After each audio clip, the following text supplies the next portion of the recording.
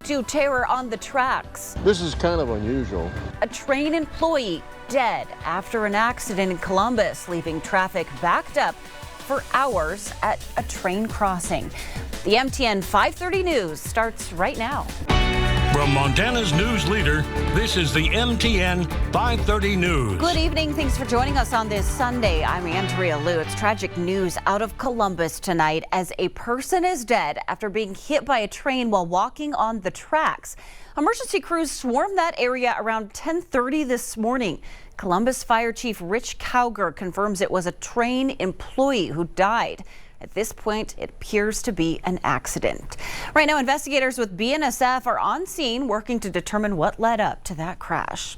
Both railroad crossings in Columbus were shut down for nearly 5 hours, creating a major traffic headache for anyone trying to get in and out of the city. Drivers were forced to take long detours through Laurel just to reach nearby towns like Joliet and Absaroka. With more on how this deadly train incident ripped through the community, here's our Isabel Sparts.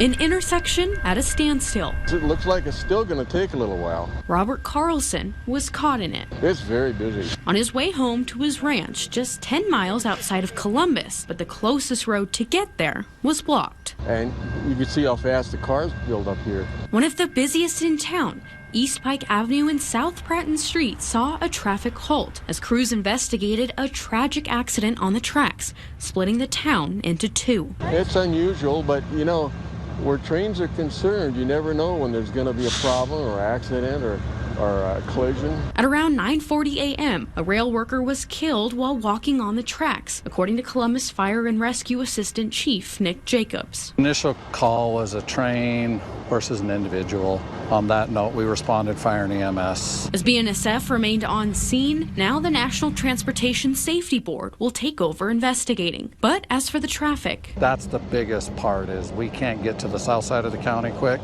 and they can't get here. It was up to Columbus police to redirect traffic for several hours and cause some potential stress for those seeking emergency care in a town divided by tracks. The hospital services are on the north side, obviously, so that's kind of what our struggles are right now. Eventually, we watched as cars started to pile up on both sides. It's been busier than normal. Eventually, the train was moved and traffic was flowing again. Still, a lot of commotion for a town usually quiet. In Columbus, Isabel Sparts, MTN News. Tragedy in western Montana as a father and his 2 daughters are dead after a small plane went down deep in the Bob Marshall Wilderness between Lincoln and Polson on Friday night. Flight records show the aircraft took off from Billings at around 2 o'clock, headed for Polson, but it never made it.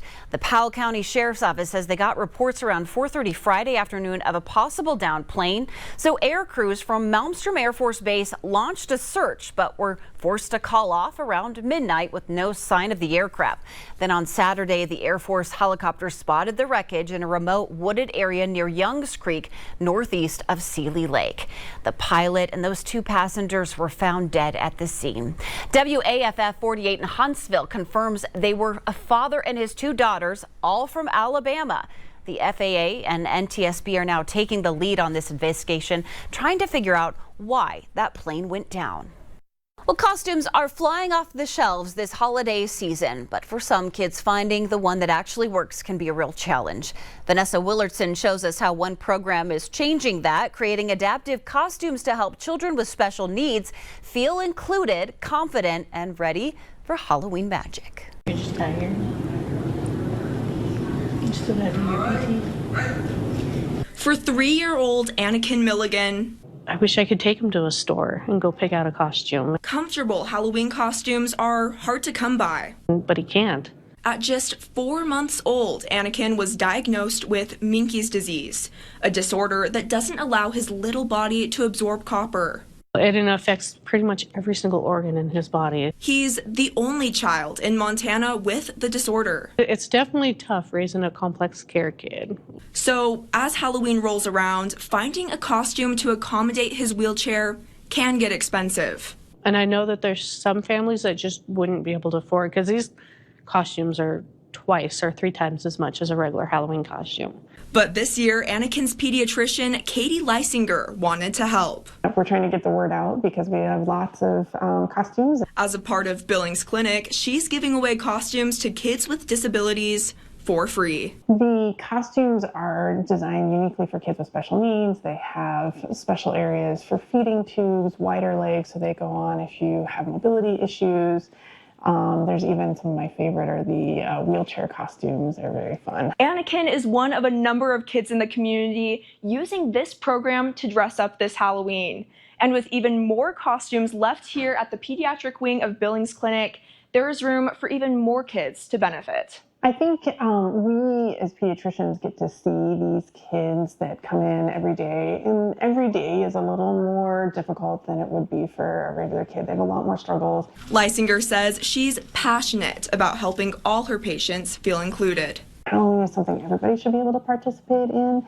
And this year, Anakin will buzz into this Halloween in a costume designed just for him.